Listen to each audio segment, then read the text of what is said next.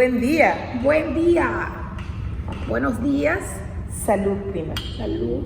Hoy estamos en nuestro cuarto podcast. ¿Cómo te sientes, prima? ¿Cómo pasaste? Muy bien, muy bien. ¿Cómo estás hoy en tu día de trabajo? Bueno, además de probando un café diferente, todas las semanas, cada vez que vengo, pruebo un café diferente. Eso es parte de las bondades de estar cerca de un especialista en café. Sí, señor. Y muy bien, muy bien. Haciendo múltiples cosas y contenta de compartir con nuestros seguidores. Entre Tazas y copas. Hoy hay puras tazas. Hoy hay puras tazas. Estamos muy de mañana. Hoy tenemos un tema bastante interesante. Es un tema en el cual todos vamos a aprender. Yo particularmente voy a aprender en la parte del vino y ella va a aprender de la parte del café y juntos vamos a compartir nuevas ideas. Hoy tenemos nuestras notas porque es un tema bastante técnico. Nosotros no somos Wikipedia ni somos una enciclopedia, así que tenemos nuestras notas para ir asegurándonos no solo de que estamos cubriendo todos los aspectos que queremos conversar con ustedes, sino también para, ustedes saben, ver que no nos salgamos del tema.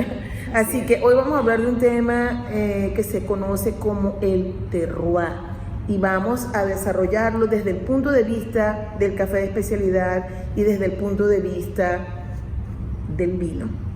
Así es. Nosotros vamos a hacer un diálogo parecido al diálogo que hace la tierra, la planta y la naturaleza. Qué hermoso eso, prima, poética. Ustedes lo que no saben es esto, es que ella es música. Ella fue directora de orquesta en Venezuela, pero de orquesta sinfónica por muchos años y viajó a muchas partes del mundo, así que por eso es que es poeta.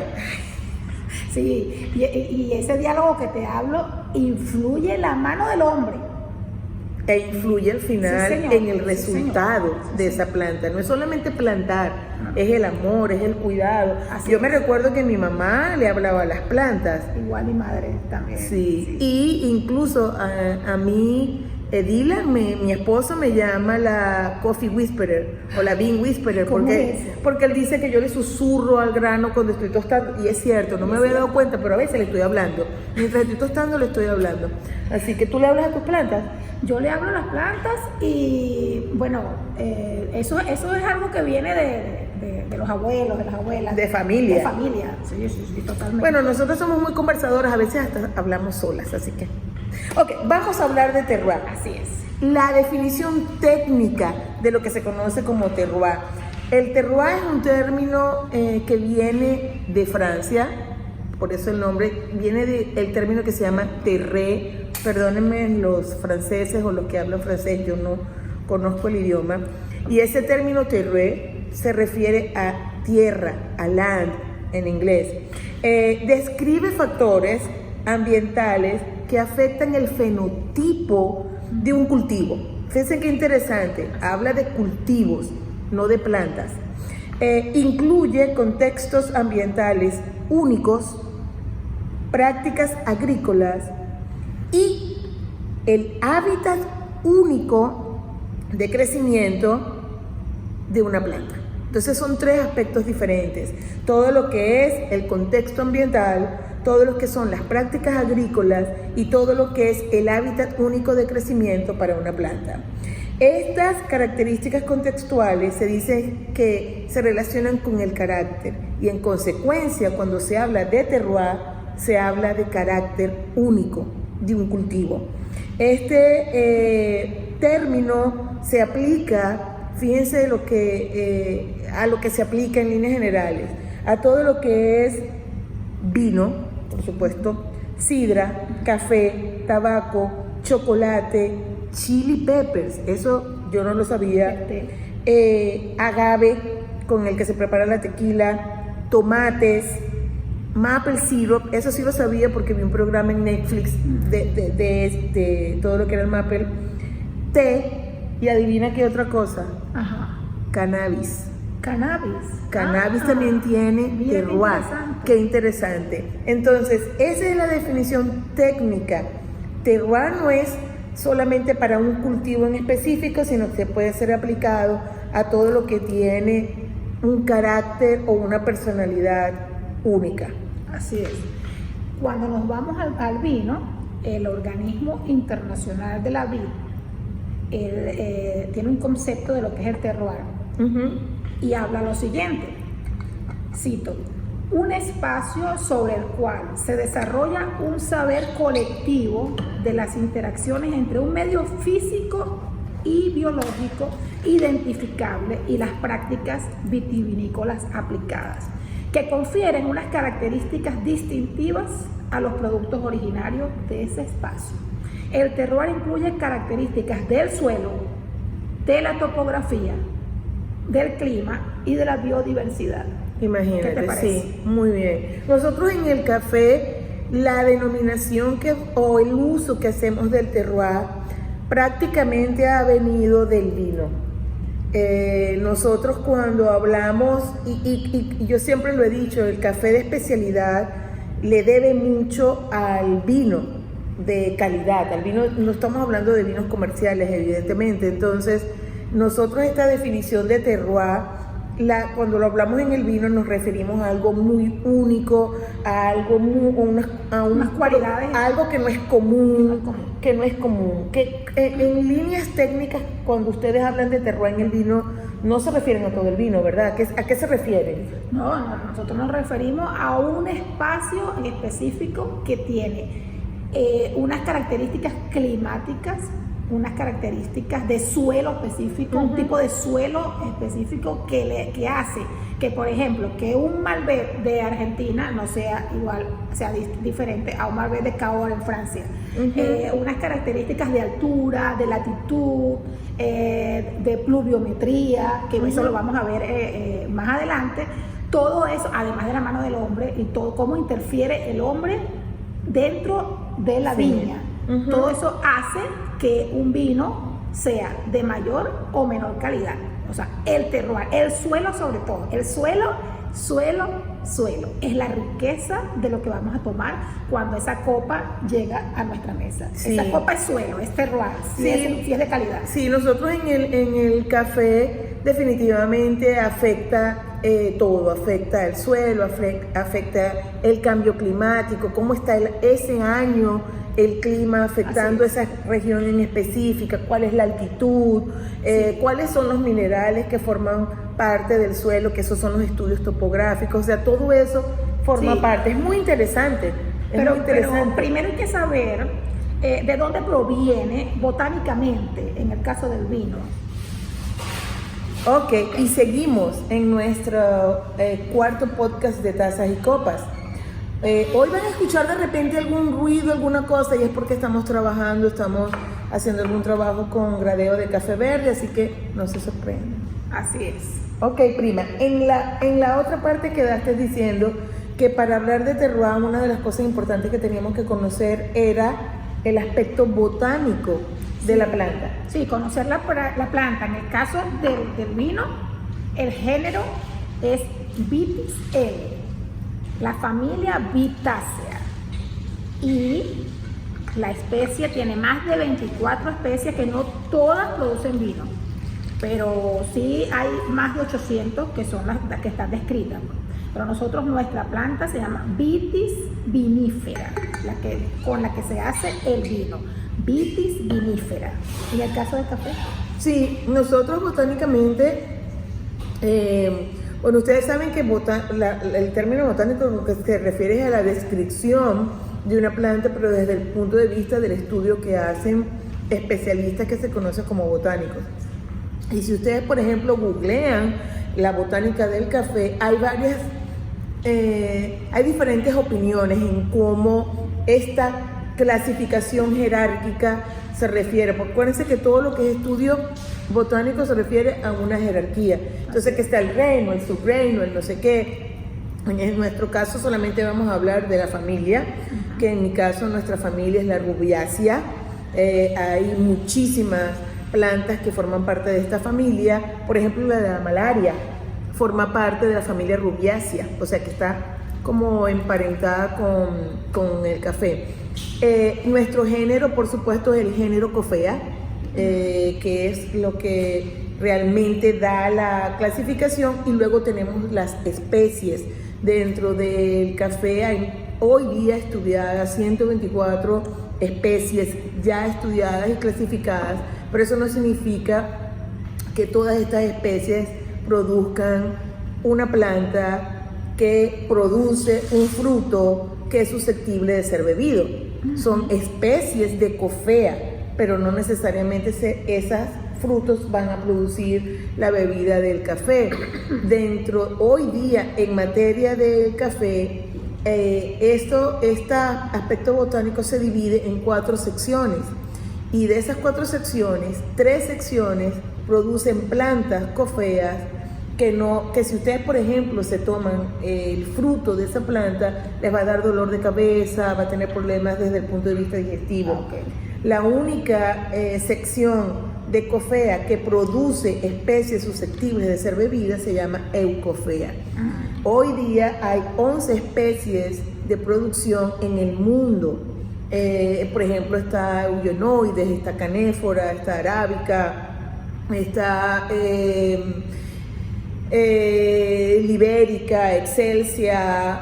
Hay 11, capacata, son diferentes especies, y dentro de esas especies tenemos variedad botánica que se planta, y posteriormente tenemos el cultivar, que es ya cuando interviene lo que ella decía, la interferencia del hombre en el cultivo. Ya deja de llamarse variedad para llamarse cultivar. Entonces nosotros tenemos 124 especies, pero tenemos múltiples variedades que se cultivan, que se plantan a nivel mundial, y tenemos, por supuesto, múltiples cultivares, que es lo que nosotros nos bebemos. Así es, así es. Y en cuanto a los factores que comprenden el llamado terroir, vamos a hablar de los factores. En el caso del vino, interfieren, como hablábamos anteriormente en la primera parte, esos factores climáticos que tienen que ver con esas horas de sol, con la lluvia, la pluviometría, con la temperatura. En el caso del vino, 16 grados a 22 grados la temperatura de nosotros, que lo vamos a ver ahorita en la parte geográfica, donde están ubicados los grandes zonas vitivinícolas en los grandes países con relación a la línea del Ecuador. Las diferencias térmicas de día y de noche, los vientos, la humedad, todo eso, los factores climáticos y microclimas. Los factores del suelo y de subsuelo, que eso también es muy importante en lo que comprende un terroir, porque la gente dice, bueno, pero ¿será que entonces en el caso de la uva el suelo debe ser rico y debe dar una vitis frondosa con unas uvas inmensas? No.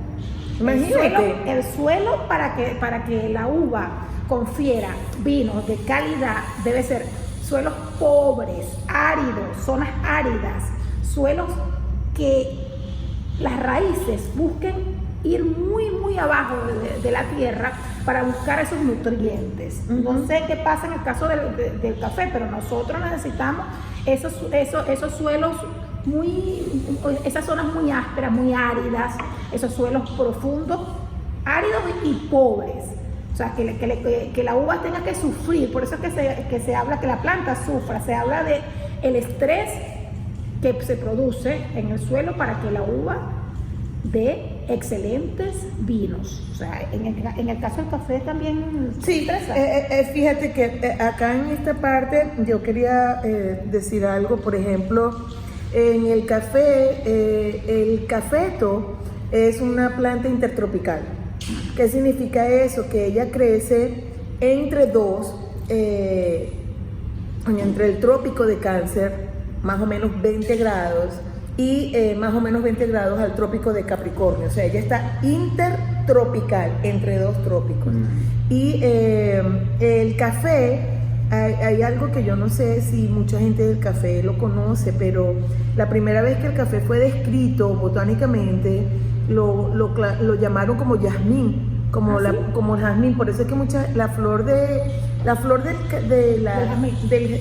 planta de café huele como el jazmín. Y ella fue descrita principalmente al principio, en 1737 lo describieron como jazmín.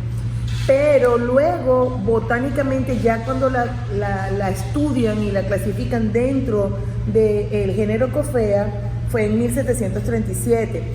La planta del café es un híbrido que tiene dos padres diferentes, dos especies diferentes.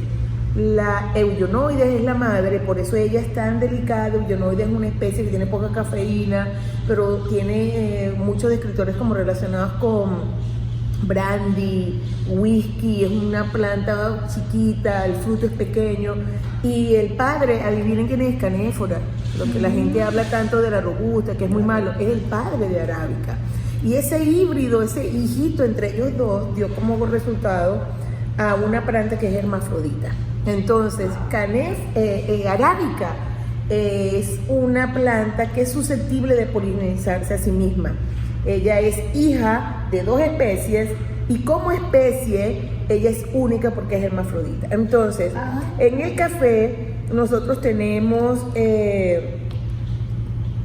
diferentes condiciones totalmente diferentes. Por ejemplo, al ser intertropical, se requiere que más o menos las temperaturas óptimas tienen que ser entre 18 a 22 grados centígrados, 18 en el día, 22 grados centígrados en la noche. Sin embargo, algunas plantas han ido evolucionando para resistir de 15 a 30 grados centígrados, pero lo ideal, digamos que es 18 a 22. Nosotros tenemos que tener disponibilidad de agua. Nuestra pluviometría normalmente va de 1.400 a 2.000 metros cúbicos en la pluviometría. Viento, tenemos que tratar de que el viento no sean vientos así como ciclones o muchos vientos, porque por supuesto mueve a la planta y la puede destruir. Desde el punto de vista del suelo, topográficamente, nosotros necesitamos tener un pH que va de 4 a 7, lo ideal, digamos que 5, 6.5 es el tipo de pH, que eso se hace con estudios topográficos. Tenemos que tener suelos. La planta de café usa mucho oxígeno, entonces ella requiere tener buenos nutrientes, y en este caso requiere, por ejemplo, nitrógeno, magnesio, calcio, fósforo, a ver qué más, potasio. Y tienen que ser suelos que sean muy fértiles, suelos lo que se conocen como aluviales y coluviales. Los coluviales son los que se relacionan con volcán, los suelos volcánicos. Requerimos sombra. No todas las plantaciones tienen sombra, pero el café idealmente debe tener sombra con plantas que no le resten nutrientes, y tiene profundidad, las raíces tienen profundidad como hasta 2 metros. Y fíjense qué interesante, la humedad debe ser de un 60% de humedad relativa. Lo interesante es que las raíces del café se relacionan directamente con el tipo de variedad botánica que se está sembrando. Entonces, en líneas generales, eso es lo que requiere, las condiciones, ojo, muy así a grosso modo, de lo que requiere el suelo para crecer. Fíjate que tú me estabas hablando de lo que es la franja del café, geográficamente. Sí. En el caso del vino, la franja del vino, existen dos franjas, las cuales atraviesan las latitudes de 30 y 50 grados norte sobre el Ecuador y 30 y 40 grados sobre el hemisferio sur. Las condiciones climáticas allí son las más favorables. Allí es donde se encuentran, en el hemisferio norte, Asia, Europa, USA, Estados Unidos, África, Nuevo Mundo, Suramérica, entonces lo va para el sur, Australia y Suráfrica. Fíjense la diferencia en el norte, Asia, Europa, Estados Unidos y el norte de África. Y ya para el sur tenemos al Nuevo Mundo, Suramérica, Australia. Cada uno de esos espacios tiene suelos diferentes, porque el suelo, en el caso de la uva, la vitis penetra las profundidades de 5 metros hacia abajo, hasta 10 metros puede llegar ella, buscando nutrientes. ¿Cuáles son esos nutrientes? Principalmente nitrógeno, potasio, fósforo, donde ella se va alimentando. ¿Qué tipo de suelo? Arcilloso, calizo, arenoso, pizarroso, calcáreo, pedregoso, la tiza, el famoso champán, el suelo de tiza. Arenoso, granítico, todos estos suelos son los suelos que confieren una tipología especial a cada uno, aluviales, por ejemplo, como se da en la zona de Argentina. Y lo que estábamos hablando sobre la importancia, por ejemplo, en hoy día grandes restaurantes que no trabajan ya por la carta por países, sino que trabajan la carta por tipo de suelo. Ya va. Explícame eso. Eso no lo he visto. Todavía no he tenido la suerte de ir a un restaurante. Cuéntame eso. Por ejemplo, tú vas a un restaurante en Italia y tú pides la carta y te dicen, bueno, yo quiero un vino que sea de una zona volcánica, te dicen. Entonces tú dices, bueno, este vino debe tener alta mineralidad, por ejemplo. O yo quiero un vino que sea de una zona de suelo arcilloso. Ya tú sabes que vas a buscar un vino que va a tener alto grado alcohólico. O sea que en lugar de decirte, por ejemplo, Sauvignon Blanc, tinto, rosado, te dicen es por tipo de suelo. Así es. Si es arenoso, si es calcáreo, si es aluvial. Según el tipo de suelo es lo que tú vas a tomar en cuanto a si el vino tiene altos taninos, si el vino es fresco, si el vino es alcohólico. Increíble, pero eso es hermoso. Eso es hermoso. Ahora, pero yo me imagino que cuando la persona va a ese restaurante y visita el restaurante y le aparece en la carta de acuerdo con el tipo de suelo, entonces, si por ejemplo yo no sé nada, ahí en la carta debe haber una pequeña descripción, sí, ¿verdad? Te darán las características de cada uno de los suelos, de lo que tú vas a encontrar cuando disfrutas de ese vino. Y eso entonces te lo maridan con el tipo de comida. Te lo armoniza, exacto. Ahora se utiliza el término de armonizar con el tipo de comida. Entonces, por eso es tan importante lo que es el suelo, en el caso de los vinos y también en el caso del café. No solamente está el suelo, lo que hablábamos de por qué la planta tiene que expresarse, también está, por supuesto, la pluviometría, también está esas condiciones geográficas de altitud, de altura, de latitud, que era lo que hablábamos también anteriormente, la mano del hombre, cómo el hombre, según la tecnología que aplica dentro del viñedo, puede hacer que un vino sea de mayor o menor calidad. Mientras más tecnología, más calidad. No necesariamente, porque fíjate que estamos hablando también que existen vinos orgánicos, que existen vinos biodinámicos. Entonces, la mano del hombre, del ingeniero agrónomo, del viticultor, del topógrafo, del ampelógrafo, todos ellos unidos hacen un equipo para que para tomar... Más el enólogo, por supuesto, el enólogo es sumamente importante. Sí, también, pero el enólogo, su trabajo aún más fuerte está una vez que el agrónomo trabaja la tierra. El enólogo ya va a hacer entonces todo lo que se hace, sobre todo en la bodega, sobre todo lo que es el proceso, lo va. Sí. Entonces, esas diferencias de suelo, todo eso que busca esas raíces, buscando los grandes nutrientes, lo hace. Cada suelo tiene su tipología.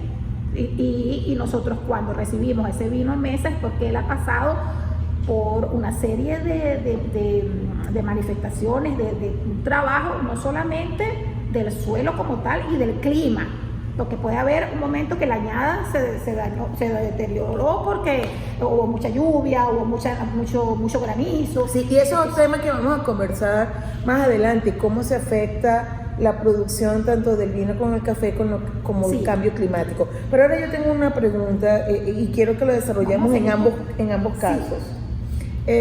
Por ejemplo, tú decías que en el vino se requieren suelos, si mal no te entendí, que sean pobres y que se estrese la planta, porque mientras más se estresa, más calidad, ¿cierto? Sí, porque ella busca ir mucho más abajo de lo que va el café. Fíjate que tú hablabas de 2 metros, 3 metros. Ella busca incluso hasta 10 metros más abajo, buscando los nutrientes del suelo. Entonces, como tal, cuando tú vas a un viñedo, tú ves que la zona es árida, que es muy no hay sombra. No hay sombra. No, por eso ejemplo, sí, no hay sombra. sí. Y que hay noches muy frías, largas, muy frías, que es la parte de las diferencias térmicas. Hay días soleados, pero hay noches largas, muy frías. Todo eso ayuda a que tengamos mejor calidad de vino. Y la uva no se busca que ella sea frondosa y que dé unos grandes frutos. Oh, claro, pero entonces te pregunto, si están buscando suelos que sean áridos, fertilizan. fertilizan para que el suelo pueda proveer estos nutrientes. Sí, buscan mayormente que sea natural, que sea del suelo. Que sean fertilizantes naturales. Fertilizantes naturales. Pero si el suelo es árido. Sí, pero más abajo de esos 5 metros de profundidad, ahí vemos, por supuesto, más el drenaje, porque la mayoría de los grandes vinos están en espacios en donde hay grandes ríos. Entonces esos ríos hacen drenajes naturales en el fondo de la tierra. Entonces eso lo ves árido arriba, pero abajo, en esas profundidades, ellos tienen su drenaje natural que le llega a la raíz. Sí, fíjate la diferencia en el café. En el café nosotros necesitamos suelos fértiles y nosotros no necesitamos estrés. Porque ¿qué pasa? Que mientras la planta más se estresa, más sufre. Entonces, en nuestro caso, la calidad viene dada, uno, por lo rico del suelo, por la altitud y la latitud, por supuesto, por nuestra ubicación geográfica, pero en materia del café, cuando el suelo está árido o no es rico en nutrientes, hay que fertilizar. Y en materia del café de especialidad, los fertilizantes tienen que ser netamente naturales, porque la planta del café absorbe muchos nutrientes y ella necesita tener compañeros cerca de ella que no le resten competencia. Por ejemplo, hay gente que dice, no, ponen una planta de naranja, de banano o de mango para que el café sepa a esto. No, esto va a restarle nutrientes a la planta del café. La planta del café se le tiene que plantar para que le dé sombra, plantas que no compitan con ella, pero nosotros, el café necesita sombra, necesita tener protección. ¿Qué puede pasar?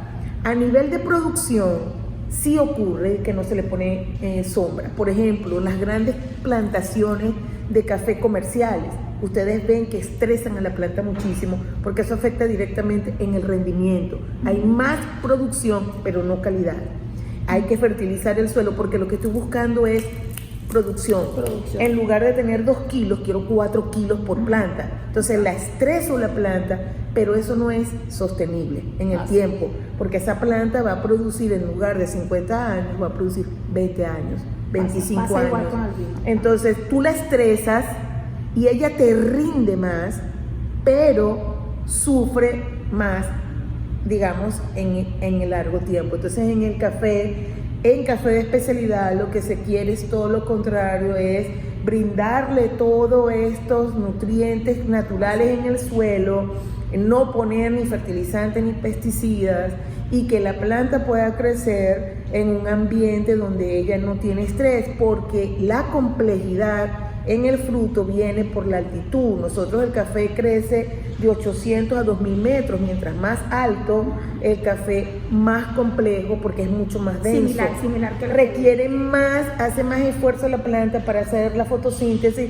y para llevar los nutrientes a toda la planta. Entonces nosotros el estrés se relaciona con producción, más no necesariamente con calidad. En el caso de la vitis, el estrés es calidad, porque ella va a buscar en sus raíces todos esos nutrientes y no necesita tener cerca ningún otro árbol, sino no que necesita sombra. Ella sola, ella hace su trabajo, pero el trabajo lo hace a través del suelo. Lo que imagínense todos esos movimientos que han habido con la historia y con los movimientos de la tierra. Ella busca por allí todos sus minerales, todos sus nutrientes los tiene ella allí en el suelo, y por eso es importante que tenga siempre cercano los grandes ríos. Pues, por ejemplo, Alemania, que también trabajamos la altura, y por ejemplo Alemania tiene una gran altura y produce vinos que con el frío que se da en Alemania son vinos con alta acidez, pero no tienen casi sol como lo puede tener, por ejemplo, los del hemisferio sur, que tienen vinos que dan alto contenido alcohólico, porque ese sol hace que se trabaje muchísimo la parte de la fruta, la parte del azúcar, que se resume en alcohol. Entonces los grandes vinos que están hacia la más altura, significa mayor acidez en el vino, y grandes vinos que están en exposición al sol, según la latitud, son vinos que la graduación alcohólica va a ser mayor porque el sol hace que la uva madure mucho más rápido. Ok, pero ahora ustedes, yo el otro día leí algo, no sé, de repente tú me lo puedes contar. Yo leí algo así como que existe un organismo que se encarga de regular el terroir. Algo así como, no me acuerdo qué era, ¿qué Sí. es eso? Cuéntame. Bueno, fíjate que hablando de eso, tendríamos que tomar en cuenta lo que es el origen del terroir en el vino. Porque mira, ya cuando existía los griegos, los fenicios, los hebreos, ellos identificaban sus ánforas, las identificaban de dónde venía ese vino, su lugar de procedencia. Y si buscamos un documento, el primer documento oficial, entonces donde se delimita una zona de producción, fue en Hungría, con los famosos vinos dulces de Tokai, en 1700 más o menos.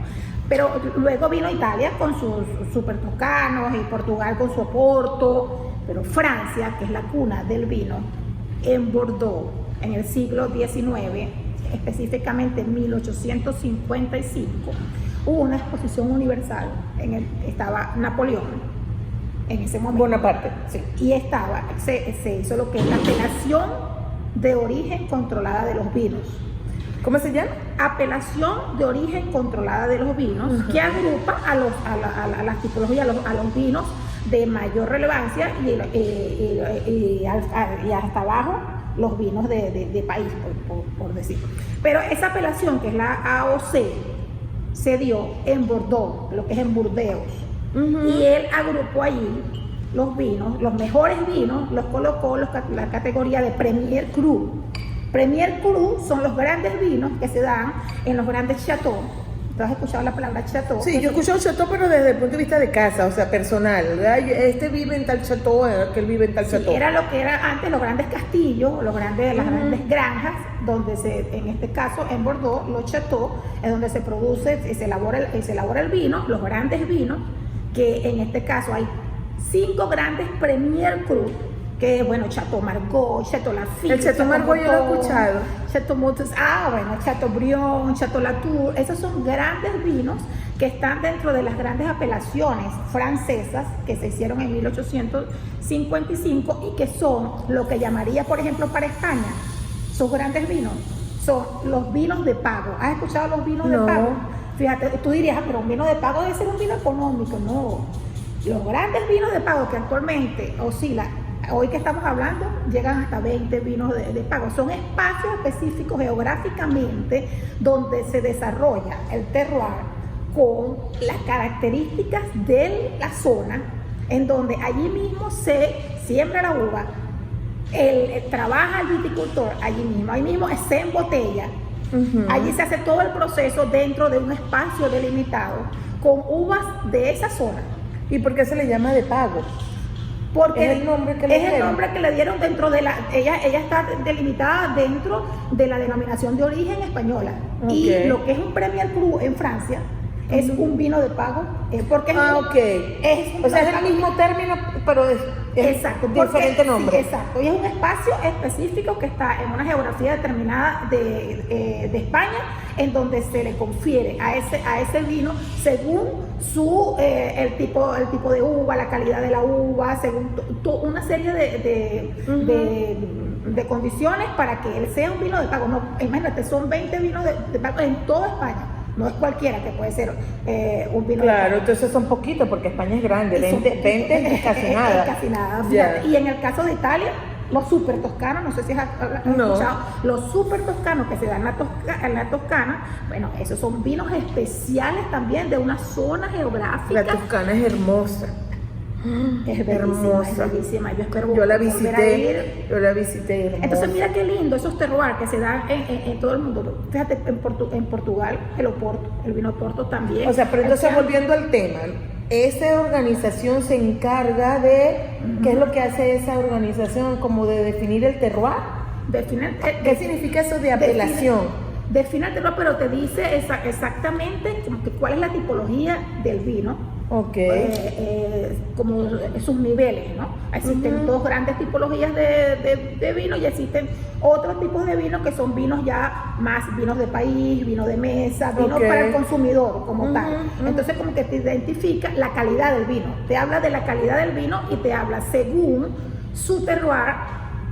El vino va a tener mayor o menor calidad, no solamente el terroir, porque cualquier vino tiene terroir porque está sembrado en un sitio específico, pero si cumple con unas características que te lo da la apelación, cada país tiene su apelación. Claro. Entonces la apelación de Italia es diferente a la apelación de Francia, la apelación de Portugal o de España, eso lo distingue. Sí, definitivamente el vino lleva un trabajo...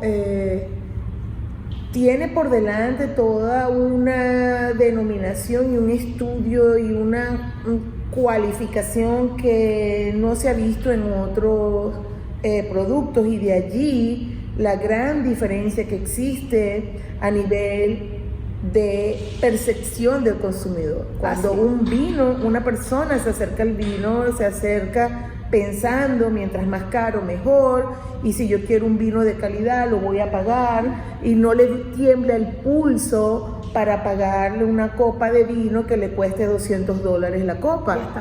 Y hasta más. Pero en la percepción del consumidor, en el café, tristemente, es totalmente diferente. Y mientras más barato me cueste el café, pues mejor. Yo no voy a pagarle, incluso, y esto pasa en los países productores, cosa que no pasa en el vino, y me gustaría que Dina desarrollara esto. ¿Por qué? Porque mi apreciación desde fuera es que la gente que es productora de vino y la gente que vive en ese terruño donde se cultiva ese vino que es famoso, son orgullosos y lo pagan y lo representan.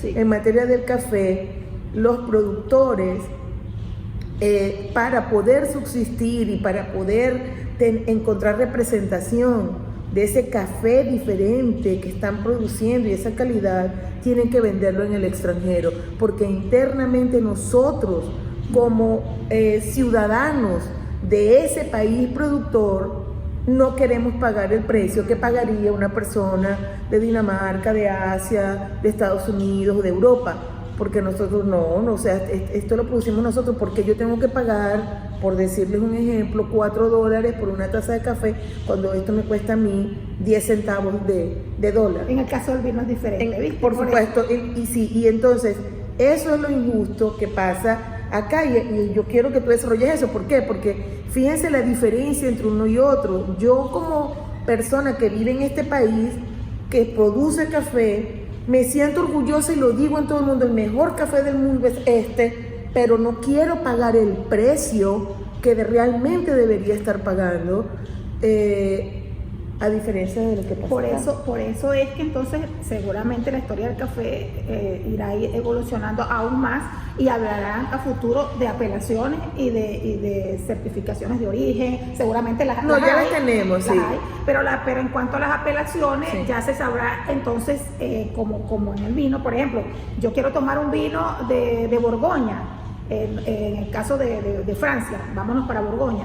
Borgoña tiene microclimas, y microclimas que son hectáreas muy pequeñas, que si tú lo ves cuando vas a Francia y vas bajando el avión y estás viendo Borgoña en su zona, son mosaicos pequeños, en donde una misma uva se podría estar haciendo en este mosaico, y ese es muy distinto al siguiente.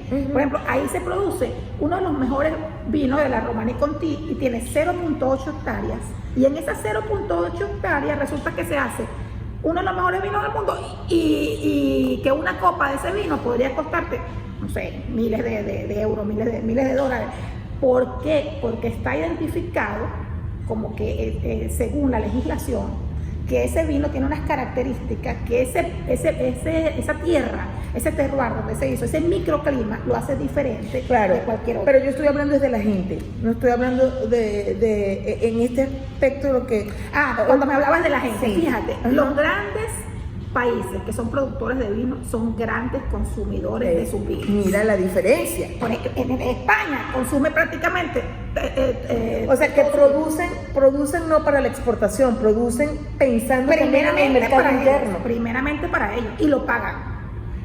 Ellos pueden comprar un vino dentro de la legislación que sea un vino del nivel más bajo, pero ellos saben también que existe el vino, que existe un vino de pago en España, y dicen, cuando se quieren dar el gusto lo pagan. Exacto, fíjense la diferencia. Sí. Nosotros en el café, lo que ella dice también, nosotros tenemos microclimas, y en el café hay mucha gente. ¿Por qué? Porque hoy día en el café hay mucha evolución técnica, y los productores se han dado cuenta que hay un café diferenciado, y que cuando se consigue ese proceso y el café se diferencia, hay un precio que se paga, pero ese precio no lo pagan internamente, lo pagan fuera. Entonces, en la mentalidad del productor es producir para que me compren el café afuera, para que salga mi nombre, para que me represente otra persona, otro barista, otro tostador, pero no internamente. Entonces, nosotros tenemos microclimas. Yo he visitado fincas donde en esta esquina tienen un microclima, y en esta otra, la misma finca, tiene otro microclima que produce otro café absolutamente diferente de acá, en una misma finca. Eso es fácil de alcanzar porque, como digo, la evolución técnica te lleva a tener topógrafos, te lleva a tener agricultores, te lleva a tener todos los profesionales que te ayudan a entender qué está pasando en tu finca. Pero lo que nosotros tenemos, que lo que nos falta en el café, que no tenemos en el vino, es esa representación interna.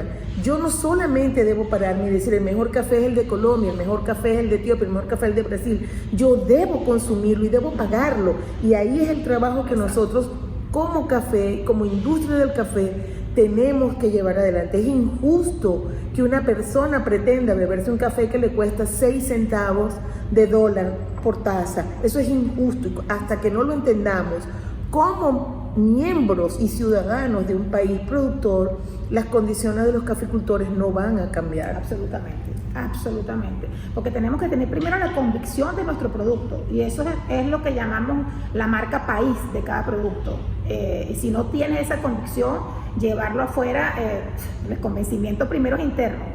Y tu producto es el mejor. Claro, porque es lo que tú decías, un francés de repente no todos los días consume un producto de esto, como claro, por ejemplo, un Chateau Petrus, no todos los días, pero se vende el Chateau Petrus. O de repente como un regalo, de repente un día para una boda o algo te regalo un Chateau Petrus, y porque sé que es un gran vino. Que eso es un gran vino. Y igual está pasando, por ejemplo, en Estados Unidos con los viñedos de Napa, de California. Por ejemplo, en el caso de acá, un Opus One, que es un gran vino, ya Estados Unidos tiene el concepto del consumo del vino, y Estados Unidos también consume su vino. Consume vino americano, pero también está abierto a la apertura de otros grandes vinos que llegan acá. Pero los viejo mundo, lo que llamamos viejo mundo, que es Europa como tal, Alemania, Francia, ellos son consumidores de su vino. Ellos, por supuesto que exportan, pero primeramente consumen su vino. Italia consume su vino. Sí, yo el otro día vi y son orgullosos. No solo lo consumen, están orgullosos. Además que hacen armonía de su comida con sus vinos. Yo el otro día vi un programa en Netflix que era una región, era increíble, era una región, no me pregunten dónde, no me recuerdo, era una montaña, pero una cosa por allá. ¿Italia? No era Italia, era un país europeo, pero no me acuerdo en dónde. Pero era un pedacito de tierrita así, yo creo que era 5 hectáreas, no era más que eso, y producía un vino que tiene una denominación de origen, es naranja, es un vino naranja. Y era único, y esta finca tiene denominación de origen, y el más barato de los que produce creo que eran como 800.000 euros. Ah, sí, pero ¿en qué país? No me recuerdo, lo vi en Netflix. Do you remember, Dylan? Sí. Rumania. Rumania. Ya. Sí, aquí tengo mi apuntador.